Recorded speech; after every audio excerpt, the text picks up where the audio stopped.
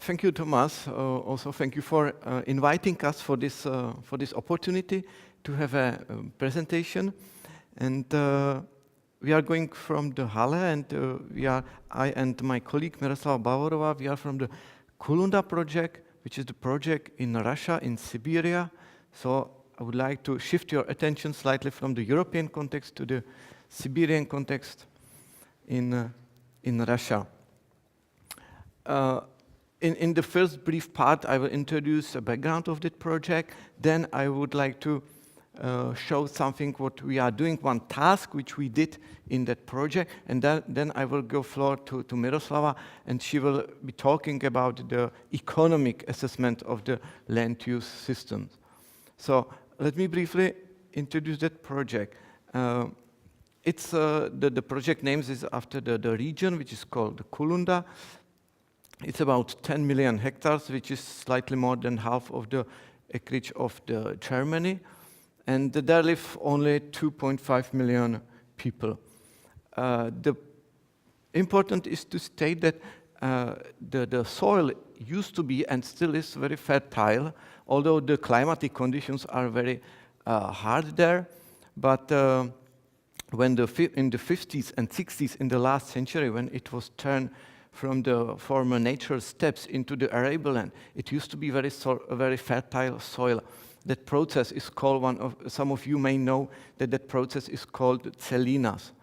And currently, even the official statistics, they say that around 75% of land is in some way degraded, either under the wind erosion or sometimes the water erosion.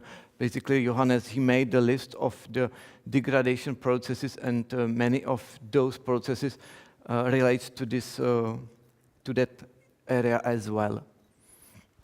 What needs to be also mentioned that currently the agriculture structures which operate on the land, they are partially the successors of the former large-scale farming.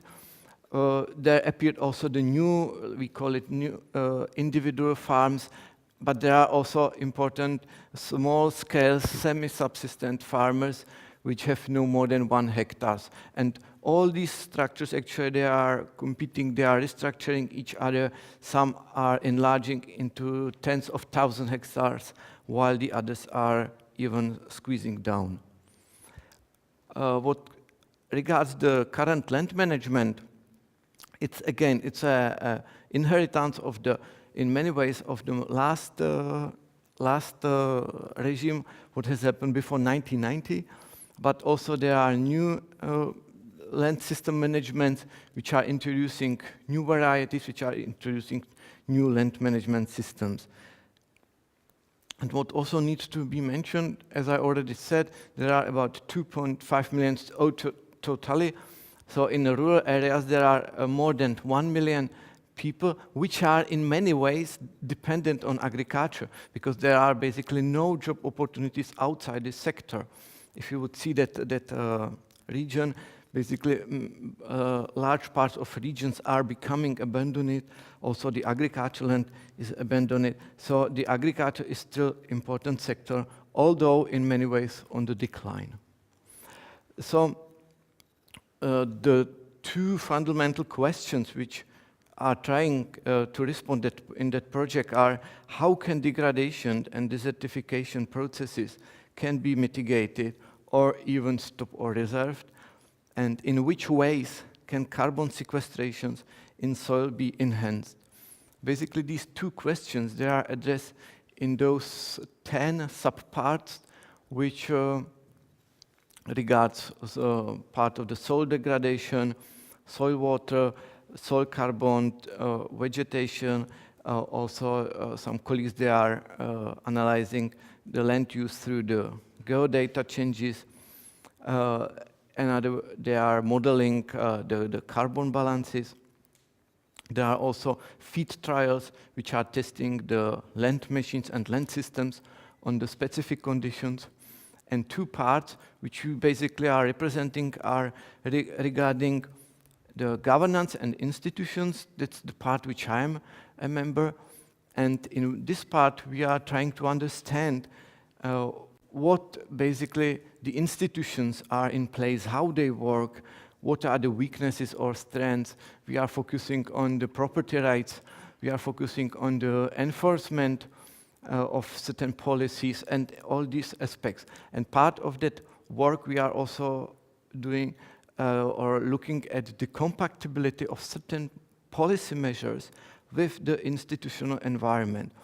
And my colleague, she's a member of the economic assessment part, and in that they are using the linear optimization model, and she will introduce that also, and she will compare certain management practices. So now let me move to that. One task which we did, let's take it as an exemplary task, which we did last year, and in this task we were supposed to evaluate or assess certain policy measure, which was command and control regulation, and how it fit to the institutional environment and what barriers basically were behind that, either before or during the implementation process. And we identified, we call it crucial institutional aspects, CIA, before and during that implementation process. That's only, yeah, the abbreviation is a bit funny. So I'm not gonna to go through all these steps. We created the list of the CIA, then we did a kind of qualitative surveying, we assessed that, then we re-evaluated again, we created the final list of these aspects, and then we also look at on that policy implications from that phase. There are also another 2 steps which are looking at the indicators, but in this step, in this task, we haven't done it yet. And what needs to be also mentioned, that we look on the measure which was introduced in 2001, and basically that forbid burning of the crop residue on all agricultural land, because at that time the burning of all residues was widespread over the whole region, which many side effects. There were cases that the villages were burned due to these activities. Also the forests was in many cases burned. Ecologists, of course, they argued as a very negative practice. So, and that there were 2 regulations which forbid that at national level and also at the regional level. And we wanted to understand what was basically behind, what aspects either supported it or in some way were negative, had negative influence. Here, first group of the aspects which we look at, we have identified that at the basically government, they didn't pay attention at all to the farm level, to understand what kind of activities or strategies they are using, because burning was simply part of the management on that land, and if they were supposed to stop it completely, they would have to change the management on the land. And although they might seem that there are not big difficulties to shift into another strategy from the farmer's perspective, that was quite a big problem. Farmers, they didn't have harvesters machine which could spread randomly the straw, which would cut the straw. Also the seeding processes are in some way influenced, and many, many others. So that was basically the reason why they said we couldn't, basically we wanted to follow that measure, but we couldn't because we couldn't change our practice from one day to another one. Also, they were arguing that operational cost increased, so they needed in some way to buy new fertilizers or herbicides. So simply to shift from one system to another was quite costly for them. And in that way, but we can argue that it is still present, there was big problem to get to the financial sources, because the external cost is very costly there. When they take a loan, they have to pay even nowadays 20-24% of the interest rate, and although the government cover part of that, it's still very burdening for them. The another group of aspects related to the governance structures, that the government basically very much underestimated the whole governance or monitoring system, how they want to enforce that measure. In a specific way, it means that there were some 24 controllers in the place, but they had to control also many other things. So when we were interviewing the controlling agency, they admitted that basically they didn't have time or capacities to monitor the whole area, which, as you could see, was nearly 10 million hectares. Also, what was the problematic to find a reasonable evidence or real evidence who was actually the offender of that fire.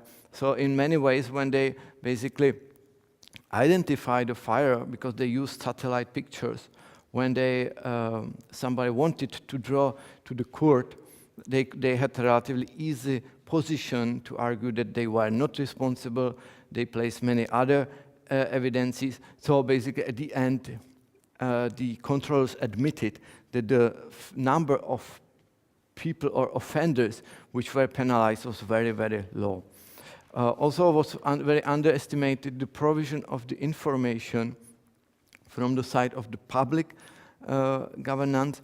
In that way, they didn't explain it, actually nothing about the alternative land management. They also didn't pay attention to explain for what reason that measure is introduced and so on. They simply assume that all land users must know what is it about. Another group, important group of factors was related to the property rights, although in some way implicitly. We have seen that there is still a very high share of rented land. Also, more than half of the land is under state ownership. Part of the land is still not identifiable to whom actually it belongs. And it means that there is still not created that strong tie between the land user and land owner, because they are basically separated in that way. So many farmers argue that there is still not good perception or incentive of farmers to take care of the land, to invest into the land, and so on. The government is trying to compensate partially this land insecurity, that, for example, they are introducing 49 years of land contracts, which might give some security to farmers, but it's hardly to say what kind of effect it might bring. The other group of problematic aspects were related to the social capital, and when we were interviewing of local people, and when we were trying to search for the different factors and so on, in many ways they pointed out that there is still very low rural perception to trust into the written norms, and among people there, any regulation which basically bans something is perceived like a burdening of, or like a limitation of their rights, and they don't want to follow that. They don't want to comply with that rule. Also, as I already mentioned, there's very weak trust in the conservative land management. Basically, the aspects like climate change or these problems, basically, if you want to open the discussion with the farmers, that's something like they feel offended. Yeah, they still do not trust that something might happen, because they have so many problems regarding their farms, the economic situation, and so on, that many of them do not want to speak about that. I'm not saying that all of them. There are also progressive ones, but among rural people, these notions are widespread.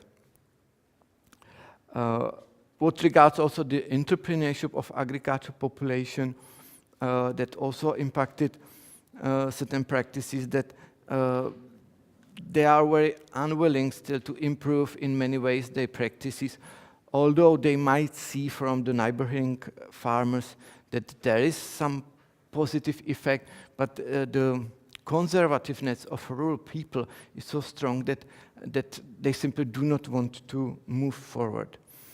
If I summarize all these aspects, we structure them in the framework of Williamson, which basically structure these 4 levels of the social analysis.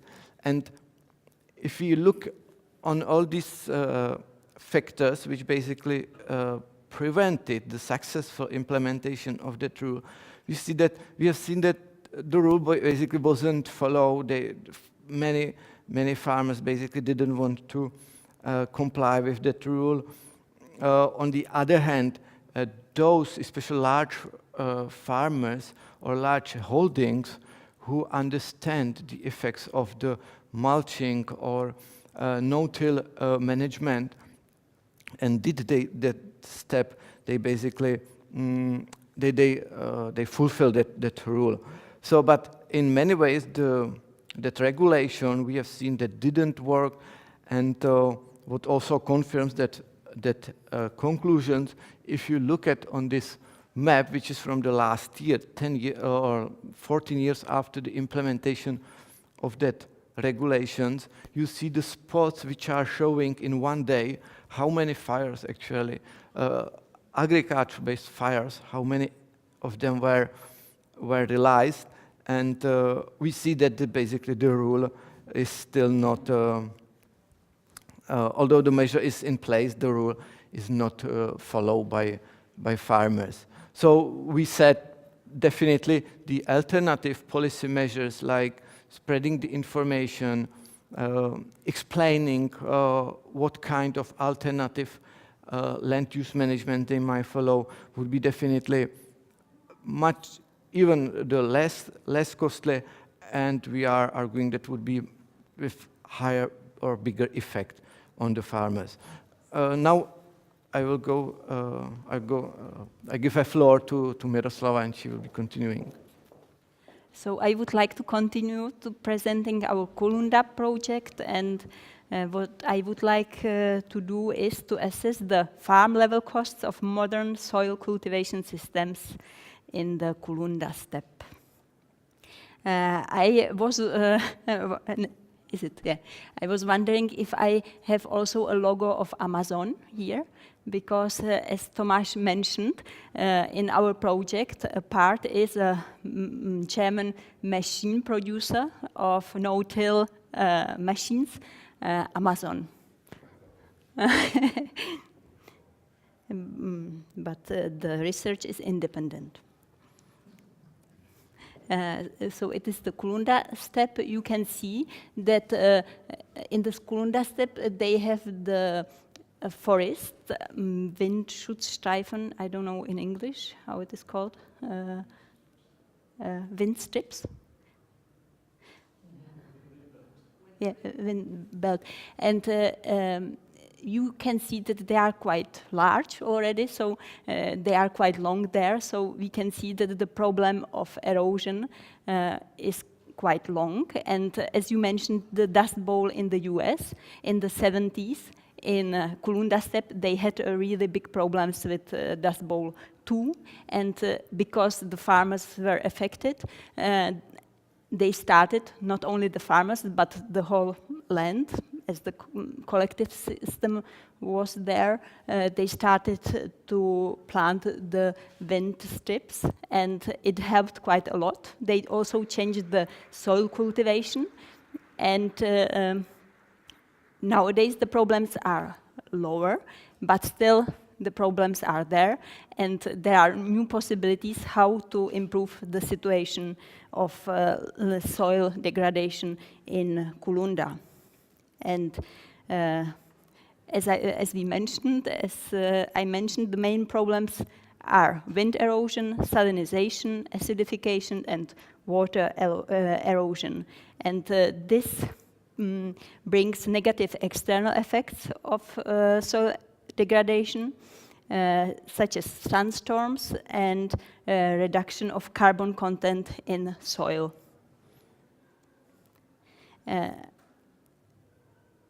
What can be done against this problem? First, humus can be formated, and if more humus would be in the soil, the fertility of farmers' soils would increase. And it is very important for our project because the project especially considers the possible impact of soil management change on the climate change, that the soils in the Kulunda steppe could provide a carbon sink capacity that could be relevant on the global level due to the huge area under consideration. As Ladislav mentioned, half of Germany just Kulunda steppe. How can it be done? The agronomists recommend reduced tillage systems as a sustainable way to cultivate land that is then endangered by soil degradation. And it is our part of the project is to investigate the social economic determinants of Kulunda farmers' land use decisions. Our starting point is that sustainable land use practices have to be voluntarily adopted by decision makers on the farm levels, by farmers, who make their choices according to their subjective perception of the relevant economic and natural conditions. So we aim to reconstruct the subjective perceptions and decision-making processes of farm managers regarding conventional and sustainable land use practices. We have in this paper, especially, we have two questions. The first is the modern no-till soil cultivation more profitable than the modified Soviet cultivation? It is quite difficult sometimes how to classify the tilling systems because it is a continuum. You have a lot of different cultivation systems. No-till means there is no soil cultivation. In the modified Soviet cultivation, there is still soil cultivation, but no plow. And the first question, is the modern no-till cultivation, so as we know it from Canada or Australia, is it more profitable than the old system? And the second question is, do the farmers know it? How we want to find it out? The first methodology is a whole farm optimization model that is based on linear programming, and it allows us to maximize total gross margin, optimize the production program under different tillage systems. That means the program allows us to find the most profitable crops and optimize the acreage. The model is based on expert estimation and on farms data. And as Johannes mentioned, it is very difficult to receive all data what we need. So we receive quite a lot of data, but we didn't receive the data we wanted. So we can do something, we can't do everything, but especially this farm optimization model, if we have the expert estimations of the profitability of the different systems, it is very important things for the farmers because it can be used as a planning tool. They can see how the expert estimate the different costs and outputs, and then they can compare their own farm with these estimations. The second thing what we did is we created a model farms, 500, 5,000 and 15,000 hectares. These are quite usual farm types in the Kurunda steppe. And this model allows us to evaluate the labor and the machine costs. Because in the studies made, for example, in Germany, especially the machine cost seems to be decisive in the reduction of the costs of the no-till system. And we also carried out a questionnaire survey that the questions we asked, what are the drivers, decision drivers of farmers on soil cultivation? Here I just will speak about the first point. And as I already mentioned, there are many studies about tilling system and costs. What is the problem? It is there, as I said, there is a continuum of tilling systems. So most of the studies use different cultivation systems and the different crops and different natural conditions. But there is a number of studies who shows that the costs, especially of labor, fuel and machinery, will be reduced. But on the other hand, there are studies that shows that these savings are lower than the expenses for the higher expenses for herbicide costs in the no-till system, herbicide costs. So in these tables, you can see the gross margin in tilling systems in Kurunda steppe from the expert estimations, and we used the market prices from 2014. And on the table 1 shows the modern Canadian technology, the table 2 the modified Soviet technology. You can see we have the estimations for the main crops that are cultivated in the area, and you see the difference in the modified Soviet technology. They use fallow. It can have quite a large influence of the profitability of the whole system. You can see that the expert estimated, we have to mention that the expert estimated for optimal farm and farm with optimal management. It is not the average farm in the region. What could be achieved when this technology would be properly used? And if you look, for example, spring wheat, he estimated the yield of 3 tons per hectare. Nowadays, the average yield is about maybe 1 ton per hectare in the area.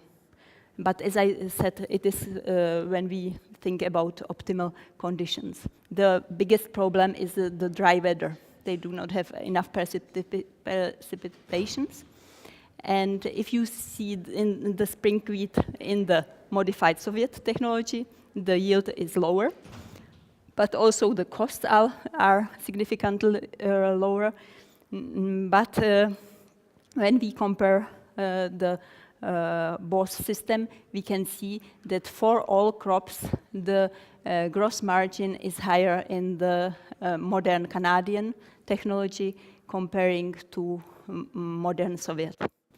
What is a problem in the area, that the area is not homogeneous, and that means this estimation is true for a forest part of the steppe in the north. In the south, the conditions are again different, so we have another estimations for the dry steppe If we wanted to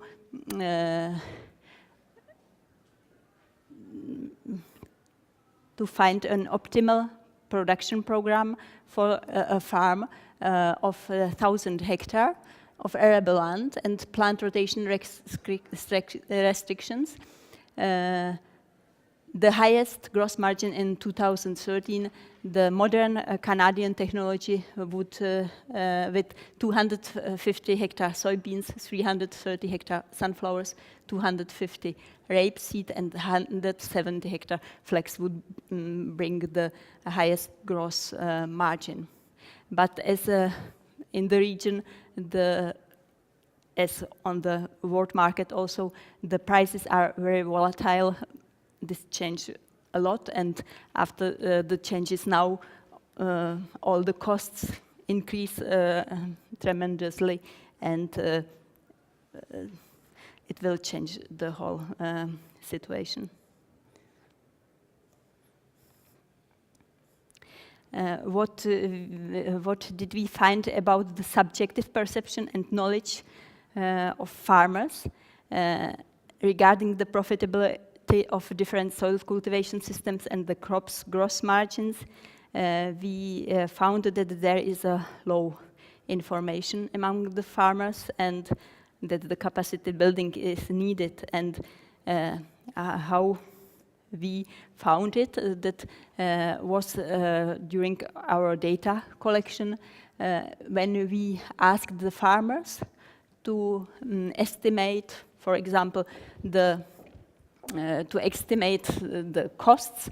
They were not able to do it for other cultivation systems, soil cultivation systems than their own. And it was the same also for other crops. So it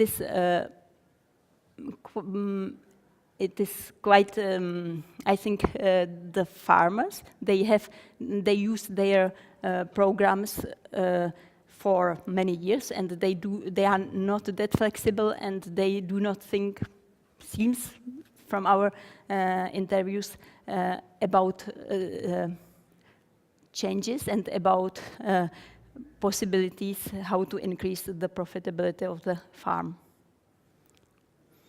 In this, this is a table where we compare the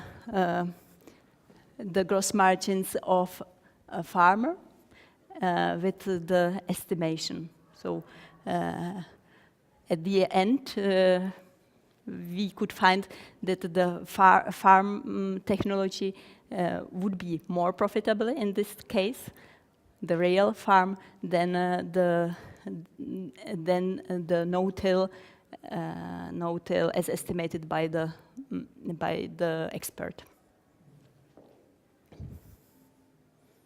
So thank you for your attention. Given that soils are the farmer's main asset, they seem to be remarkably resistant to taking better care of them. And I'm just wondering, why is it just change in habit? Why is there such reluctance to take better care of their soils? Because presumably, if it goes too far, you're going to lose everything, essentially. One answer is the property are the property rights that are not always. Maybe you can answer the property rights. I think you are definitely right, yeah, and that's basically what we are also studying. And one of the explanations, and there will be definitely many of them, is that the discrepancy between land usage and land ownership. And what we have also seen in Siberia with these large, extremely large companies who are owned it, nowadays even people from Moscow or from other areas who are very much profit maximizers, while the land is physically shared by labor force who are paid by the wages, by salaries, and the discrepancy between ownership and real usage is not overlapping, what we have seen in many parts of Europe, especially. Western Europe. And that's very much visible. And of course, we are also seeing that the class dependencies from the past, meaning large collective farms, where the individuals are not committed to take steps to care of the land, means that no one then take care of the land. And we have to consider that the density of population there is something completely different from the European scale. Simply, if they lose hectares, or we may speak tens, hundreds of hectares, nobody feel it as a problem because they simply move to another land. The land is still available. The problem is the knowledge, as I mentioned, and I think that it is difficult for the farmers to change the soil cultivation technology. It does not need to be very difficult, but they perceive it is very difficult because even it does not need to be very costly, and they could use the machines they have, but quite often they do not know, and they feel insecure about the profitability of the new system. It is what we saw, and in the region there are about estimations about 2% or 3% of the soil is cultivated by no-till system.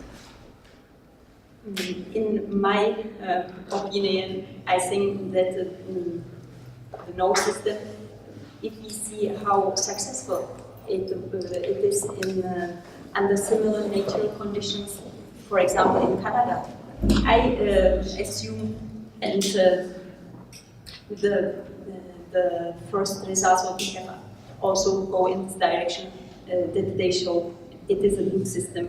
It would be a good system for the region. There was another project in Kazakhstan and now in the Ukraine, and they show similar results. What is very interesting. The farmers always think big investment is needed in new machines, but the people from the regions, the professor of technology, he said to us only small changes on the machine. Okay, so we have to close our session. Thank you very much.